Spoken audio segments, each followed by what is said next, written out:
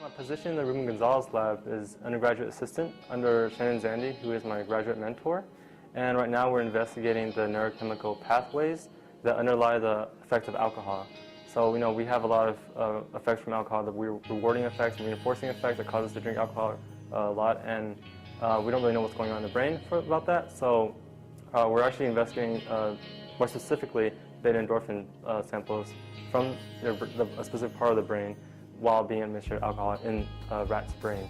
So we're developing a technique that's more reliable, that will lay down a really firm foundation for future research in the alcohol research field. As a freshman, when I first came here, I just got online and I wanted to expose myself to all the resources I could at UT, just all the opportunities, because we have like over 1,500 student organizations here. And so I got on the website for mailing listservs, and I just subscribed my email to all the different listservs like health student organizations, social organizations, and one of them were undergraduate research mailing lists. And I got an email last year, at the end of my sophomore year, and about this opportunity. I just sent my resume, interest letter, and got started in the summer.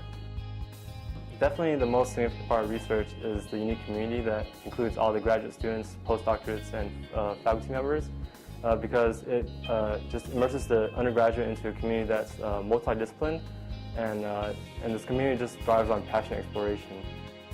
I first came to UT, working my prerequisites for pharmacy school, and as most pre-health students, you're probably the main goal at the end of the semester is just make the A.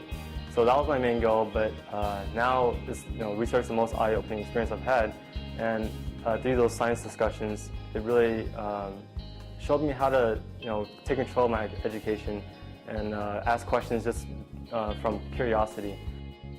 Inside the classroom, a typical science class, you would have a professor lecturing you, talking about experiments and how to do tests on different diseases and whatnot. But in research, you're taught and trained how to use different scientific instruments. You're taught about what the instrument's called, all the details about the instrument and how it works, even down to the price of the instrument. And that's just the tool to do the experiments. And so we're taught even more in depth how the experiment works. And this just makes everything that you learn in the lectures inside the classrooms more tangible, and it makes everything a lot easier to grasp.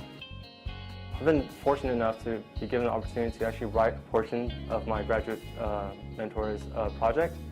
And basically I'm writing an experiment that's part of the project as a whole. And that's really challenged me to think about every little aspect of the experiment really critically. From the timeline of the experiment, the different procedures, the different instruments that are needed to do it, and what to order for the experiment. So that's an opportunity that really came about, and I'll be submitting my proposal for the URF fellowship next semester.